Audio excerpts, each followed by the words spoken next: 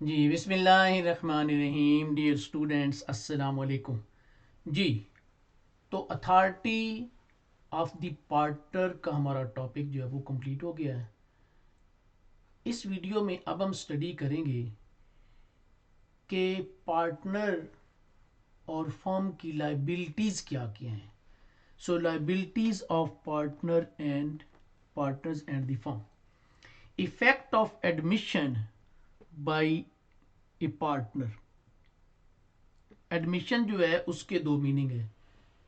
एक नया partner admit होना, दाखिल होना।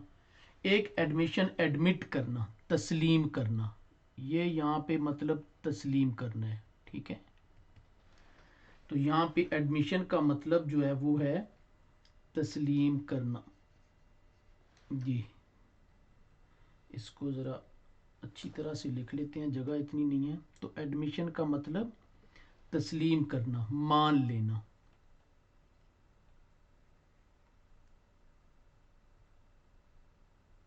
चले, तस्लीम करना। जी, any admission or representation made by a partner is valid against the firm। अगर कोई पार्टनर कोई चीज़ एडमिट करता है तो वो अगेंस्ट द फर्म कब वैलिड होगी? इफ सच एडमिशन और representation relate to the affairs of the firm. उस वक्त के जब वो जो एडमिशन कर रहा है, एडमिट कर रहा है, फर्म उस वक्त बाउंड होगी जब वो फर्म से रिलेटेड होगा। जैसे ए, बी, सी, डी ये फर्म है, और उसमें जो पार्टनर डी है वो एडमिट करता है कि कोर्ट में, in court, admit in court,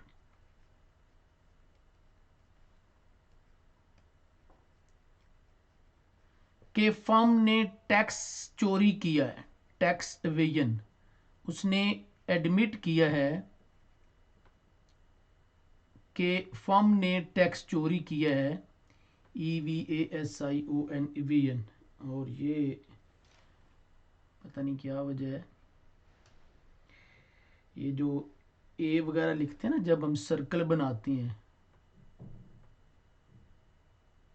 ओहो, तो ये मार्कर जो है ना ये कुछ जिद सी करने लग जाते हैं।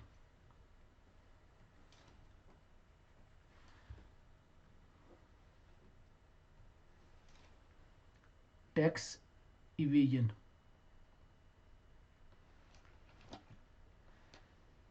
जी जी, तो उसने कोर्ट में एडमिट किया और ये on behalf of the firm, firm के अफेयर से रिलेटेड था। तो अब फर्म जो है वो बाउंड होगी क्योंकि इसके पार्टनर ने कोर्ट में एडमिट किया कि जी हमने टैक्स चोरी किया है। नंबर 2, सच एडमिशन और representation made in the ordinary course of business. और ये ऑर्डिनरी कोर्स ऑफ बिजनेस, जैसे कि एक पार्टनर जो है वो फर्म के अंदर बैठा हुआ है और वो अंदर बैठ के कोई बात तस्लीम कर लेते हैं, ठीक है। किसी थर्ड पार्टी को उसकी वजह से, फर्म की वजह से कोई लॉस होता है तो वो तस्लीम कर लेता है कि हाँ जी हाँ, मैं रिस्पॉन्सिबल हूँ या फर्म रिस्पॉन्सिबल है। तो भी फिर फर्म जो है वो बाउंड होगी। जी, और ये इस तरह का जो है वो फर्म के अगेंस्ट जो है ये बिल्कुल वैलिड होगी। जी, number 2, effect of notice to an active partner. अगर कोई नोटिस देता है, जैसे थर्ड पार्टी को लीगल नोटिस देती है, तो ऐसी सूरत में वो नोटिस सिर्फ एक्टिव पार्टनर को दे सकती है, स्लीपिंग पार्टनर को नोटिस नहीं दे सकती है। जी, इसमें हम पढ़ते हैं, any notice to a partner operates as a notice to the firm. किसी पार्टनर को जब नोटिस दिया जाएगा तो वो ऐसे ही होगा जैसे नोटिस टू द फर्म होगा, if the following condition are fulfilled, बशर्ते कि ये कंडीशन फुलफिल की गई हूँ। जैसे such notice must relate to the affairs of the firm, ये ऊपर भी हम पढ़ चुके हैं कि ये फर्म के अफेयर से रिलेटेड हो, ठीक है। Number 2, such notice must be given to the working partner and not to the sleeping partner. तो ये नोटिस जो है ये वर्किंग पार्टनर जो है उसको दिया जाएगा, न कि एक स्लीपिंग पार्टनर को।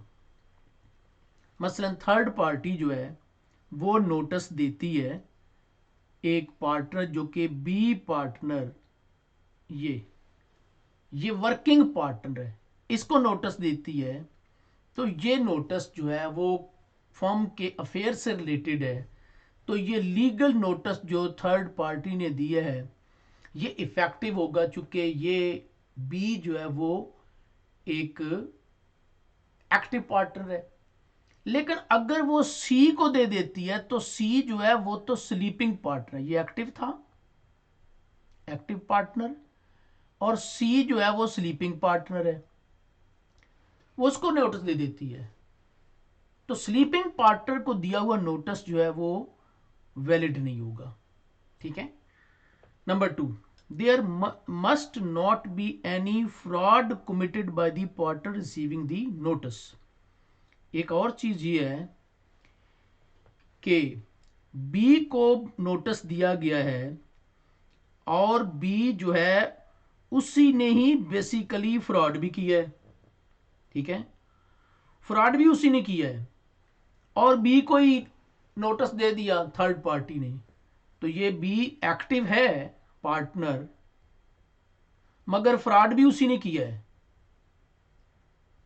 अब ये बी को अगर नोटिस देगी तो ये नोटिस जायज नहीं है, उसको नोटिस देना चाहिए जो भी थर्ड पार्टी है उसको नोटिस देना चाहिए इसके अलावा किसी को।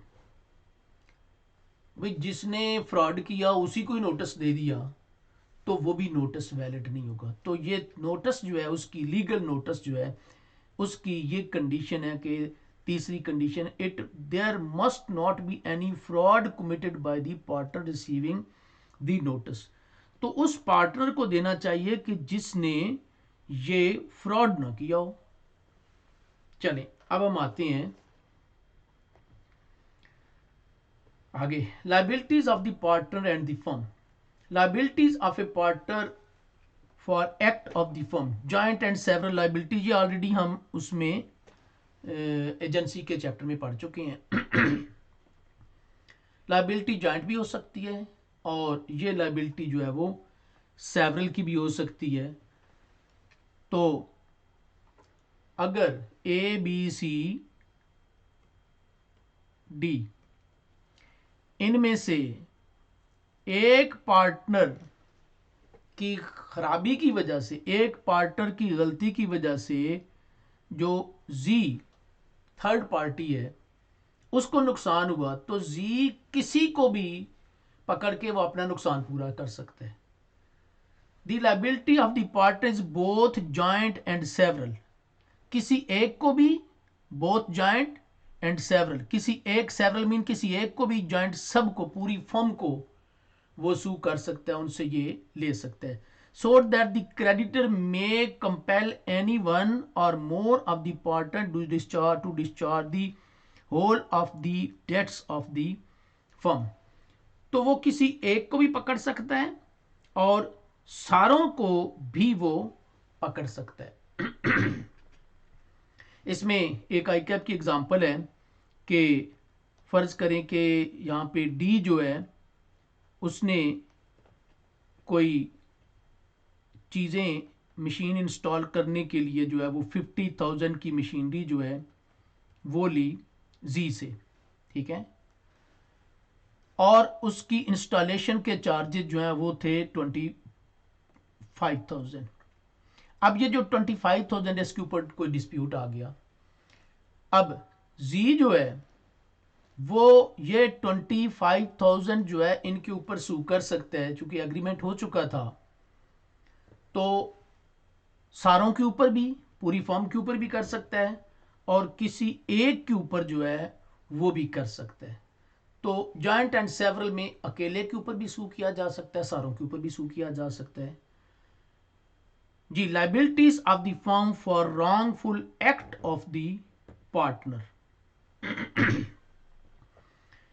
whereby wrongful act or omission of a partner acting in ordinary course of business any loss or injury caused to third party, firm is liable to same extent as partner। जी, तो कोई भी गलत काम, ठीक है, any wrongful act or omission of the partner acting in ordinary course of business,